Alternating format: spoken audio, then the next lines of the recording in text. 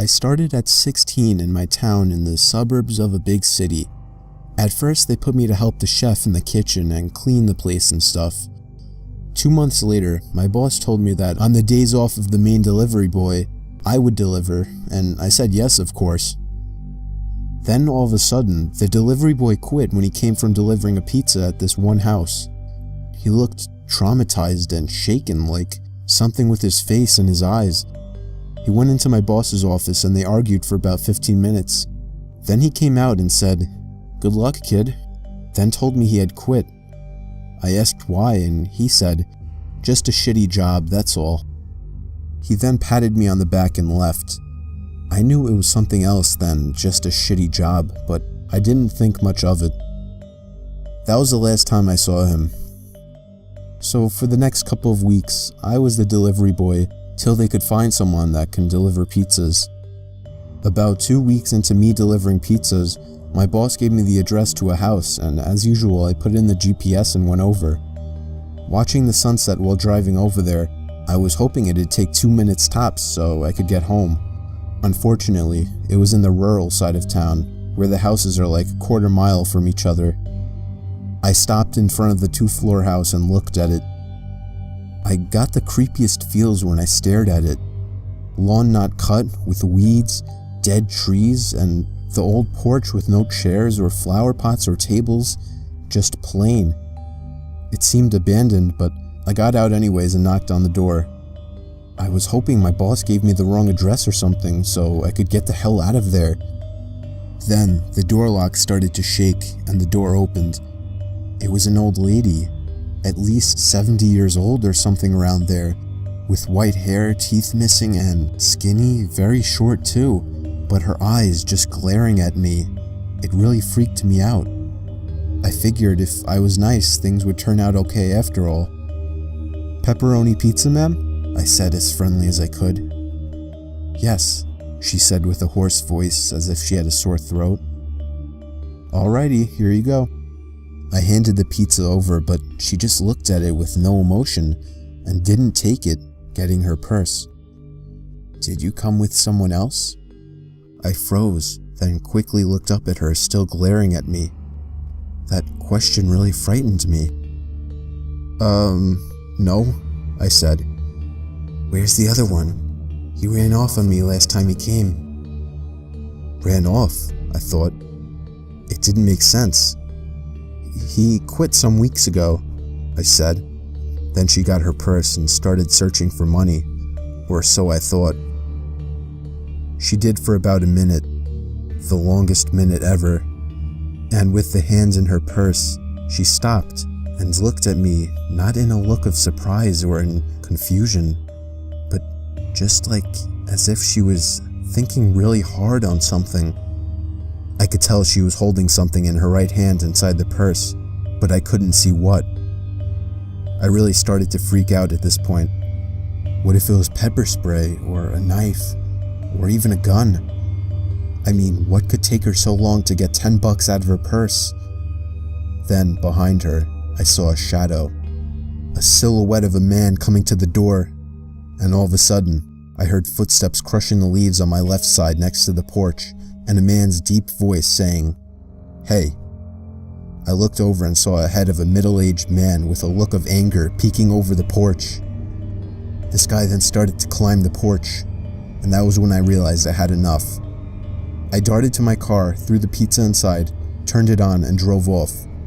I didn't look back as I drove off in the dark. I had to lie and pay for the pizza out of my own pocket, but it was worth it.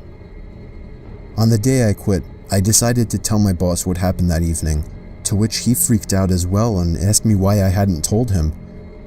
He said James told him something like he just walked out of there and didn't pay attention to her.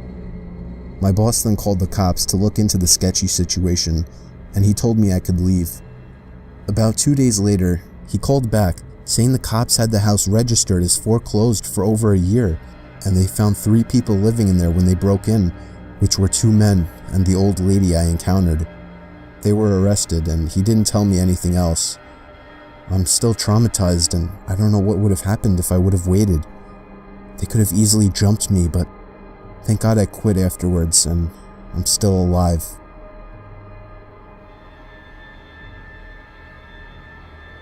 I'll never forget the time I was covering my friend's shift at a pizzeria we worked at. He was the delivery boy, while I was usually the one manning the register. On that night, I made 2 real deliveries to normal people. Then, my manager gave me one final delivery for the night. It was 5 miles away, which was a long drive for what I was used to. The GPS told me to turn off the highway into some very quiet town. Somehow, I'd never even heard of this town. The GPS took me down some side roads that were even more dead than the main streets in this town. Half of the street lights weren't even on.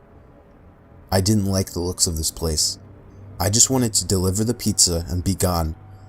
So I arrived to the house. It was a single-floor little thing.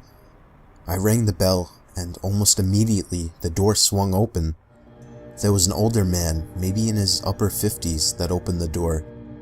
His few hairs left on his head were gray, and he had a very pale face with a gray mustache. He gave me a smile and told me he'd be right back. He walked away into his house out of view, and I just stood there in the cold, waiting for him. I was a little uncomfortable with the area, and the looks of the guy answering didn't help. The sound of stomping on the creaky floors inside the house came to the door, as the man appeared back in the doorway with a smile. He said I should come inside where it's warm while I waited. I told him it's okay, but he just started nudging for me to come inside. I cannot justify my actions, but it was like 5 degrees outside. I foolishly stepped inside the sketchy stranger's house. He shut the door behind me and stepped off into another room in a hurry. It wasn't even much warmer in the house. He clearly didn't even have a heating system. I found myself creeping closer and closer to the door as I got more uncomfortable. Then, the man came out of another room and gave me another smile. He opened up a door, apparently leading to the basement. He looked down and told me that he normally leaves his money down there. He asked me to come down there with him, but I refused. Even from where I was standing, I could see it was totally pitch dark down there. And then, what happened next is where it all fell apart. I heard the sound of a creaking step coming from the basement. Somebody else was down there. I decided it was time to go and turned around to open the door, but the man was already right on top of me. I punched him in the face and managed to get him in a hold, but I heard somebody stomping up the basement steps, and I had to get out of there. I pushed the man to the floor, ran outside, got in my car, and drove off without looking back. I told my manager everything, and he called the cops, but I don't know whatever became of that. My manager gave me a couple days off afterwards. Since then, I am much wiser to the fact that you should never enter a stranger's house. I was out doing a delivery one late night. It was probably the longest drive I have ever taken for a pizza delivery. From the pizza place I worked at, it was a 20-minute drive, which isn't too crazy out where I live. Plus, they ordered 4 large pies, so I figured it was a party and I would get a much bigger tip. Navigating the dirt roads at night was always annoying though. I pulled up to the given address. It was some old, sketchy-looking building, literally in the middle of a forest clearing. There were no cars parked anywhere, or any lights on. I put my car in park and called my boss. I asked him to reread the address at least 3 times to make sure I typed it in right, but that checked out. I could tell he was in a really bitchy mood, and he told me to at least knock on the door and check it out. He would normally get mad if we took back 1 pie, but I was afraid of what he would do if I brought back 4. I was insanely unnerved, but got out anyway and forced myself to the front door of the building. There was no doorbell, so I just knocked really hard. I heard nothing and didn't really expect to hear anything. I was extremely disappointed, not because nobody answered the door, but because I was realizing that it was all a waste of time and gas. I knocked 1 more time out of desperation, and then began to hear some kind of rustling noises from inside of the building.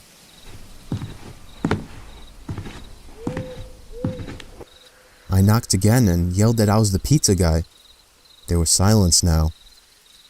I felt a bit more uncomfortable now than before. But before I could turn around, I noticed something at the window. There was someone looking through the window. I couldn't tell if it was a man or a woman. All I noticed were their eyes. Their eyes were open wider than I knew possible, staring intently at me.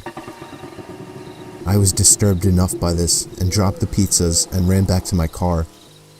The shitty thing wouldn't start until turning the key for the third time. I drove off the grass and back onto the dirt road, but I felt the car rocking about, shaking and bumping. Something wasn't right. I didn't make it far from the building before I started hearing a sharp scraping sound coming from outside. There was so much resistance that I couldn't even drive. The car came to a stop. I got out of the car to check what the hell was wrong. A chill ran up my spine as I began to feel like my heart was constantly skipping beats. My tires had been slashed and had completely fallen off the rim. Not just the front though. All 4 tires were slashed. I realized somebody did this when I was knocking on the door to that building. Instead of running, I got back in the car and locked the doors. I was so close to that building, I could practically see it from where I was, if it weren't for the trees blocking the view. I dialed 911 and explained everything to the operator. She told me the cops would be over as soon as possible and that I need to stay hidden. I asked her if it was advisable to stay in the car or run, and she told me it would be best to stay in the car with the door locked. She asked me to stay on the line with her until the cops arrived. My whole body was shaking.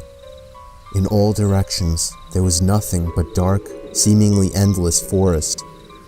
I knew it would take forever for the cops to get there. I was not comfortable with sitting in that car so close to whoever did this. The next part, though, is what utterly destroyed me. It still shakes me to this day, and I hope nobody ever has to experience this kind of fear. As I was scanning all the windows, making sure nobody was outside, I looked in the rearview mirror, and there was the same person I saw at that window. Eyes open wider than ever. I could see now that it was a woman, and I could ever so slightly see a smile begin to spread across her face. I opened my door and full-on sprinted into the woods, not caring how much noise I made. I ran until I was out of breath, which didn't take long, and I hid behind a giant log on the ground. I tried to cover my loud breathing with my hand, as I waited and waited for what felt like hours, until I finally heard sirens in the distance. I gathered up all the stamina I had left to run all the way back in the direction of the dirt road. Eventually, the glowing red and blue lights came into view, and I had never felt better in my life. They were parked in front of my car, investigating with flashlights. I came out yelling at them like a lunatic to help me. I fell to the floor and started to gag, almost throwing up from running so much. They picked me up and began to question me, to which I explained everything to the best of my ability. One of the 2 cars drove over to the building, and the 2 officers began to search the building. They came back with nothing except for a couple of spiky objects. These objects were exactly the same as the ones used to slash my tires. The cops guessed that it was some kind of sick, demented couple, being that I saw the woman, but unfortunately they were never found, and that still kills me to this day. I obviously quit my job right after that and started working at a local grocery store. I know that I'll never forget seeing that woman at the back of my car.